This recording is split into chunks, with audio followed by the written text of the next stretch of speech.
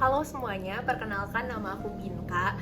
Or maybe you don't know yet, aku founder dari Berkesah, but I decide to take a step back to focus on my pregnancy journey.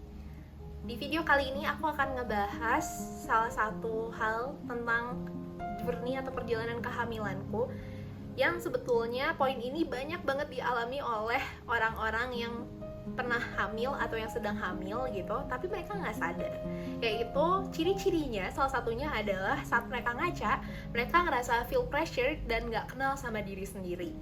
Nah, ternyata itu salah satu ciri-ciri dari pregnancy depression. Biasanya orang-orang taunya baby blues ya, dimana hal tersebut terjadi saat sesudah melahirkan gitu, sampai 1 tahun maksimal periodenya. Kalau lebih dari itu berarti ada sesuatu hal yang mungkin kita pendam dan kita nggak tahu alasannya apa. Tapi ternyata pregnancy depression itu beda sama baby blues. Kenapa bedanya? Lucu ya, rasanya tuh bener-bener bingung gitu, dimana hal ini nggak menyangkut terlepas kamu menanti anak atau enggak, atau terlepas umur kamu berapa dan kesiapan kamu secara mental dengan hamil, tapi dimana perubahan ini didasari oleh perubahan hormon gitu. Hal yang kamu rasakan atau hal yang kamu jalani itu didasari oleh perubahan hormon. Jadi bener-bener kontrolnya itu di luar kita gitu sebetulnya, kalau kita lihat dari sisi itu. Poin ini tuh sebetulnya aku khususkan membuat video ini bukan cuma untuk orang yang hamil, melainkan kita semua gitu, teman-teman yang nonton ini. Kenapa? Karena aku yakin kita semua pasti di sekitar kita ada orang yang hamil gitu, atau seandainya kamu kedepannya pengen punya anak. Nah, kita mulai dari situ, dimana ada tercipta stereotip di luar sana kalau seandainya tipe orang yang kayak aku nih, biasanya orang-orang yang free child gitu, atau misalkan kalau orang-orang yang hamil itu ada istilah pregnancy glow atau pregnancy down gitu, dimana ada orang yang glow up as hell dan ada yang glow down gitu. Dan sebetulnya itu nggak ada korelasinya sama sekali dengan gender. Misalkan kalau aku nggak ngalamin sama sekali glow down karena nggak tahu kenapa kulit aku jadi lebih bagus, rambut aku jadi lebih tebal dan lain-lain. Tapi biasanya kalau orang Indonesia ngaitinnya kalau anak aku bakalan perempuan karena aku glow up gitu. But somehow kalau di luar negeri itu stereotype buat anak cowok. Jadi kan bayangin gak sih, dari dua budaya aja tuh udah berbeda. Budaya aja bisa memengaruhi, berarti hal tersebut bukan hal yang saintifik, bukan sesuatu hal yang pasti yang ada sainsnya. Nah, buat gue pribadi, hal-hal tersebut bisa menjadi pressure gitu, stereotip tersebut.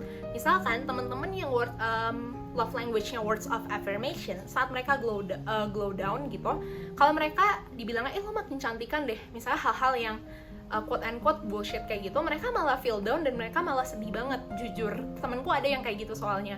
Terus kalau seandainya mereka yang love language-nya words of affirmation, terus mereka glow up, mereka merasa senang banget saat dipuji. But somehow nanti setelah melahirkan, begitu ada perubahan, rambut mereka rontok, dan ada juga beberapa orang yang melahirkan justru beratnya malah nambah gitu dalam beberapa waktu dan lain-lain, mereka malah makin down gitu saat mengalami quote-unquote baby blues gitu.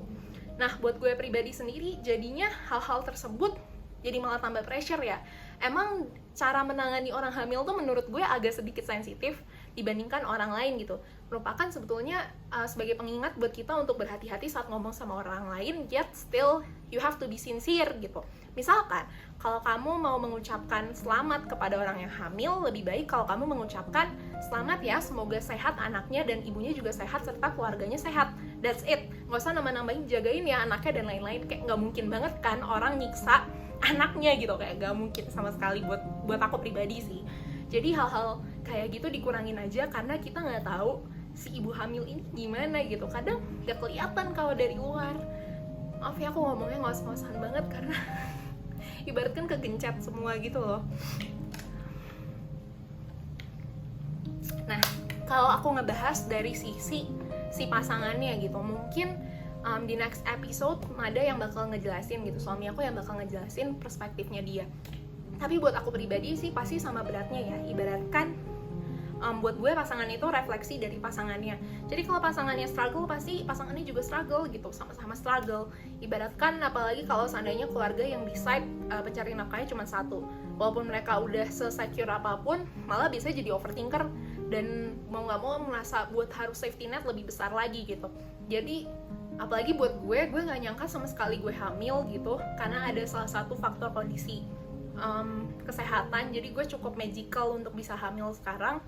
Dan lucunya gue tahu itu gue hamil bener-bener gue shock, karena niat gue tahun depan gue pindah tinggal dari ke luar negeri, tapi karena gue udah punya anak sekarang jadi nggak bisa, alias mungkin bisa tapi rencananya ada banyak yang berubah gitu.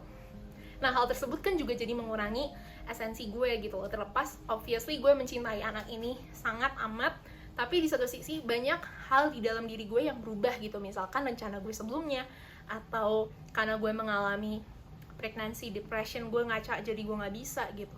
Nah, tujuan gue buat video ini sebetulnya bukan gue mengedukasi secara profesional, karena itu bukan bidang gue, tapi gue harap lebih banyak pihak-pihak profesional yang speak up tentang hal ini. Karena jujur, instead of hal-hal yang gue yakin, hal-hal kesehatan secara fisik itu sangat membantu ya, tips-tips dan hal-hal misalnya anak susah makan dan lain-lain, tapi coba deh sekali-sekali ambil angle-nya selain baby blues juga, yaitu pregnancy depression, karena menurut gue hal tersebut lebih jarang untuk orang ketahui dibandingkan yang lain-lain, karena itu bukan hal yang umum, and we all need your perspective about that gitu. Dan nyambung soal perspektif, menurut gue karena kita hidup di media sosial, jadi pilihan kita begitu banyak. Sebetulnya sebelum media sosial juga gitu, tapi karena kita terlihat gitu ya, mau nggak mau, jadi kita kadang ada urgensi untuk menyampaikan pendapat kita, kenapa alasan kita memilih hal tersebut.